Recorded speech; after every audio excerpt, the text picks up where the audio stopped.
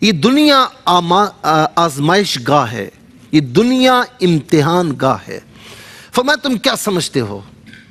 کہ مسلمان ہونا کافی ہے؟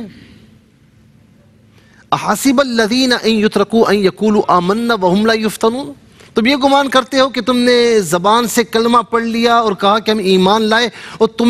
تم پر کوئی آزمائش نہیں لائی جائے گی؟ کیا سمجھتے ہو تم؟ فرمایا آزمائش تو آئے گی، ہم ضرور تمہیں آزمائیں گے۔ کس کس چیز سے آزمائیں گے؟ فرمایا کہ تمہیں کبھی خوف سے آزمائیں گے، کبھی بھوک سے آزمائیں گے، کبھی مالوں میں کمی کرنے سے آزمائیں گے، کبھی تمہاری جانوں کا خوف تم پر مسلط کر کے آزمائیں گے، کبھی تمہارے جو پھل کھیتیاں وغیرہ باغات وغیرہ ان کے ذریعے آزمائیں گے۔ اور ثمرات سے مراد یہاں پر علماء فرماتے ہیں کہ اولاد بھی ہے، اولاد بھی پھل ہوتی ہے نا، تو فرمائے کہ آزمائیں گے صحیح، لیکن اس آزمائش میں پورا کون اترے گا؟ کیونکہ آزمائش کا الگ مزہ ہے، آزمائش کا الگ مزہ ہے کہ جو مسلمان ہوتا ہے نا مومن، وہ اللہ تعالیٰ کے حضور اپنے آپ کو سونپ دیتا ہے۔ اب اس کی مرضی ہے کہ جو وہ کرے، اب محبوب کی مرضی ہے، محبوب کی مرضی اس پر چھوڑ دیا جائے۔ ایک بزرگ ہیں بابا فرید رحمۃ اللہ تعالیٰ علیہ، لکھتے ہیں، فرماتے ہیں، میں نے کتاب میں پڑھا کہ فرماتے میں کسی کے ساتھ ایک بزرگ سے ملنے کے لیے گیا جو کہیں پہاڑوں میں بیٹھے ہوئے تھے، کہا کہ ان کے چہرے پر ایسا نور میں نے کہیں نہیں دیکھا، کہیں نہیں دیکھا۔ تو میں نے ان سے پوچھا تو انہوں نے فرمایا کہ اور کوئی خاص کام نہیں ہے، بس یہ ہے کہ اللہ تبارک و تعالیٰ کی بارگاہ میں اپنے آپ کو سپرد کیا ہے، اور جب آزمائشیں آتی ہیں تو مجھے لطف آتا ہے، اور جس دن آزمائش نہیں آتی نا اس دن میں خفا ہو جاتا ہوں کہ کہیں میں اللہ تعالیٰ کی بارگاہ سے دور تو نہیں ہو گیا، کہیں نظر محبوب سے دور تو نہیں ہو گیا، پریشان ہو جاتا ہوں۔ وبشر الصابرین، فرمایا کہ خوشخبری دو صبر کرنے والوں کو۔ اور یہ صبر ہے نا، یہ بڑی عجیب و غریب چیز ہے، بڑی عجیب و غریب چیز ہے۔ دنیا میں کوئی آپ کو پریشان کرتا ہے، کوئی تنگ کرتا ہے، اچھا بعض اوقات جب عزت نفس پر بات آتی ہے تو کچھ باتوں کا جواب دینا ضروری ہوتا ہے، لیکن ہر بات کا جواب دینا ضروری نہیں ہوتا۔ آپ چھوڑ دیں اس کو، اللہ پر چھوڑ دیں، ٹھیک ہے نا، اور صبر اختیار کریں۔ صوفیاء فرماتے ہیں کہ ہم تو یہ سمجھتے ہیں کہ بہترین انتقام یہ ہے کہ ہم اس کا بدلہ لیں، اس نے کچھ کیا تو ہم ڈبل کر کے اس کو واپس کریں، لیکن صوفیاء فرماتے ہیں کہ بہترین انتقام صبر کرنا ہے۔ یہ صبر ایسا خاموش بدلہ ہے نا جو ظالم کو کھا جاتا ہے۔ کیونکہ قرآن کریم میں اللہ رب العالمین نے دیکھیں نماز، روزہ، زکوٰۃ، حج، یہ کتنی اہم عبادت ہے نا، اس میں کوئی دوسری رائے نہیں کہ نماز پڑھنے والے کے ساتھ اللہ رب العالمین ہوتا ہے، روزہ رکھنے والوں کے ساتھ اللہ رب العالمین ہوتا ہے، زکوٰۃ اور حج ادا کرنے والوں کے ساتھ اللہ رب العالمین ہوتا ہے، لیکن اللہ رب العالمین نے کہیں نہیں فرمایا کہ ان اللہ مع المصلین مع المزکین مع الحاجین مع الصائمین، کہیں نہیں فرمایا، لیکن ان اللہ مع الصابرین فرمایا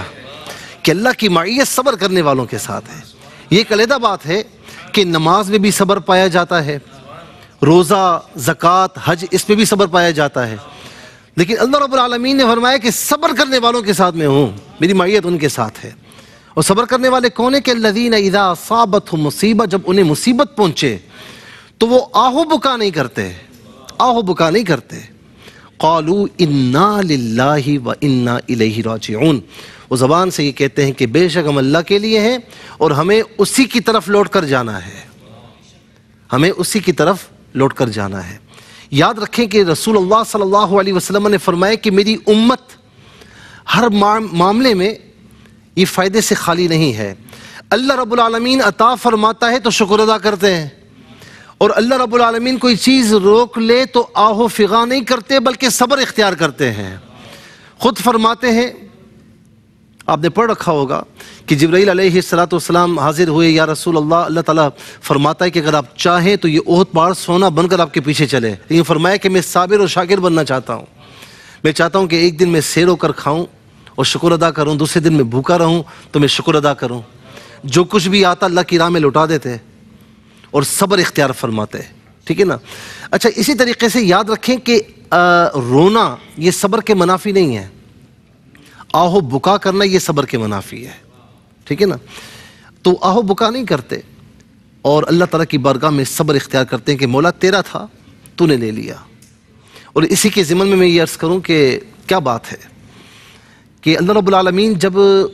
کسی کی چھوٹا بچہ انتقال کر جائے نا تو رب تعالیٰ فرشتوں سے فرماتا ہے کہ جاؤ دیکھ کر آؤ کس حال میں ہے،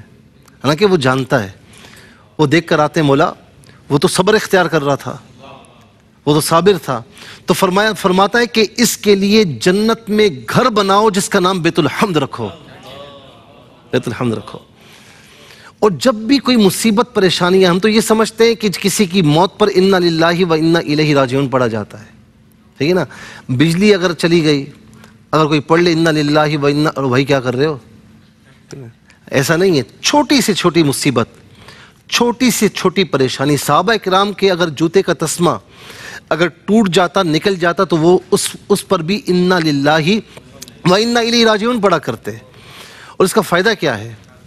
حضرت ام سلمہ رضی اللہ تعالیٰ عنہ بیان کرتی ہیں، امام احمد کی روایت ہے، مسند امام احمد کی، کہتی ہیں کہ میرے شوہر کا انتقال ہوا اور میں نے رسول اللہ صلی اللہ علیہ وسلم کی حدیث پاک سنی تھی کہ جو مصیبت کے وقت انا للہ و انا الیہ راجعون پڑھے اور پھر اس کے بعد یہ دعا پڑھے کہ اللہم اجرنی فی مصیبتی واخلف لی خیرا منہا۔ اس کا مطلب یہ کہ مولا تو اس مصیبت پر مجھے اجر عطا فرما اور اس کا بہترین بدل مجھے عطا فرما۔ فرماتی یہ دعا پڑھ لی، کہتی ہیں میری وہم و گمان میں بھی نہیں تھا کہ اس دعا کی برکت سے اللہ تبارک و تعالیٰ نے میں نے عدت گزاری اور اس کے بعد میرا نکاح کائنات کی سب سے بہترین شخص حضور نبی کریم علیہ السلام کے ساتھ ہو گیا۔ انا للہ و انا الیہ راجعون اتنی پیاری دعا ہے۔